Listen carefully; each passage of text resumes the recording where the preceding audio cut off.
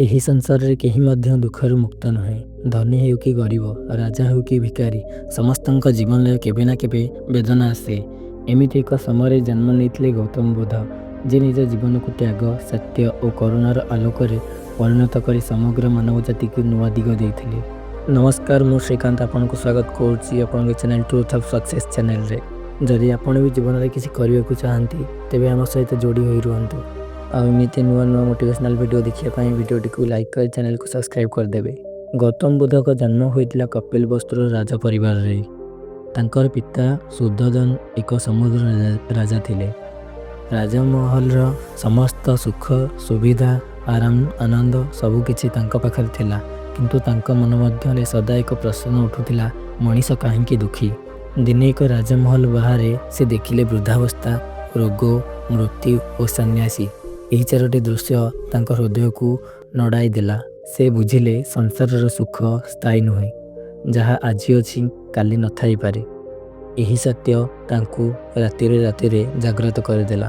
ସେ ନିଷ୍ପତ୍ତି କଲେ ସତ୍ୟର ସନ୍ଧାନରେ ନିଜ ସବୁକିଛି ତ୍ୟାଗ କରିବେ।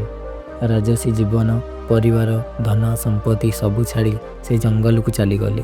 ଦୀର୍ଘ ବର୍ଷ ଧରି ତୀବ୍ର ତପସ୍ୟା କଲେ, କଠୋର ସଂଯମ ଅନୁସରଣ କଲେ। କିନ୍ତୁ ସେ ଅନୁଭବ କଲେ ଅତ୍ୟଧିକ କଷ୍ଟ ମଧ୍ୟ ମୁକ୍ତିର ପଥ ନୁହେଁ।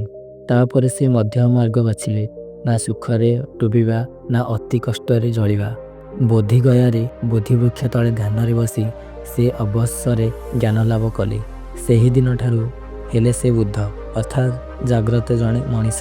ବୁଦ୍ଧ ଶିଖାଇଲେ ଜୀବନ ଦୁଃଖମୟ, ଦୁଃଖର କାରଣ ଅଛି, ଦୁଃଖର ନିରୋଧ ସମ୍ଭବ ଏବଂ ଦୁଃଖ ନିରୋଧ ପାଇଁ ଅଷ୍ଟାଙ୍ଗିକ ମାର୍ଗ ଅଛି। ସତ୍ ଚିନ୍ତା, ସତ୍ କଥା, ସତ୍ କର୍ମ, ଏହି ମାର୍ଗ ମଣିଷକୁ ଶାନ୍ତି ଦିଏ।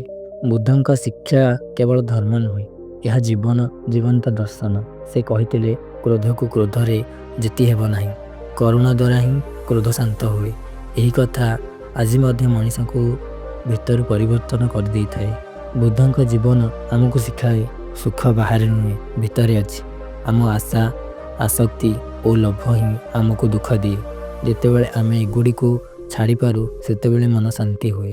ଆଜିର ଚାପଭରା ଜୀବନରେ ବୁଦ୍ଧଙ୍କ ବାଣୀ ଅଧିକ ପ୍ରାସଙ୍ଗିକ। ଧ୍ୟାନ, ସଂଯମ ଓ ସଚେତନତା ଦ୍ୱାରା ଆମେ ମନକୁ ଶକ୍ତିଶାଳୀ କରିପାରୁ। ବୁଦ୍ଧ ଆମକୁ କହନ୍ତି, ନିଜକୁ ଜାଣ, ତାହେଲେ ସଂସାରକୁ ବୁଝିପାରିବ। ବୁଦ୍ଧ କୌଣସି ଦେବତା ନୁହେଁ, ସେ ଜଣେ ସାଧାରଣ ମଣିଷ ଥିଲେ, ଯିଏ ନିଜ ପ୍ରୟାସରେ ଅସାଧାରଣ ହୋଇଥିଲେ। ଏହି କାରଣରୁ ତାଙ୍କ ଜୀବନ ଆମ ପାଇଁ ସବୁଠୁ ବଡ଼ ପ୍ରେରଣା।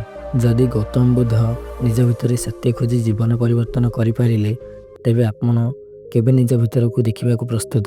ନିଶ୍ଚିନ୍ତ କମେଣ୍ଟରେ ଆମକୁ ଜଣାନ୍ତୁ। ଯଦି ଭିଡ଼ିଓଟି ଭଲ ଲାଗିଛି ଭିଡ଼ିଓଟିକୁ ଲାଇକ୍ କରି ଚ୍ୟାନେଲକୁ ସବସ୍କ୍ରାଇବ୍ କରିଦେବେ। ରହିଲି ସେଥିପାଇଁ ବିଦାୟ। ଦେଖା ହେବ ଆଉ ଏକ ମୋଟିଭେସନାଲ୍ ଭିଡ଼ିଓ ସହ। ସେଥିପାଇଁ ଜୟ ଶ୍ରୀରାମ।